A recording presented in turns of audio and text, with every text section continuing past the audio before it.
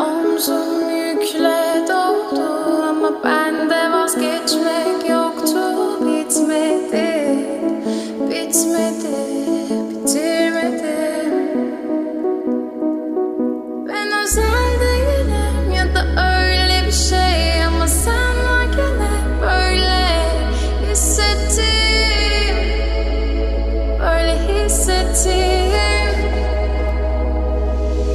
Yanan her şey görünmüyor olmalı, bunu sen de hatırlarsın da artık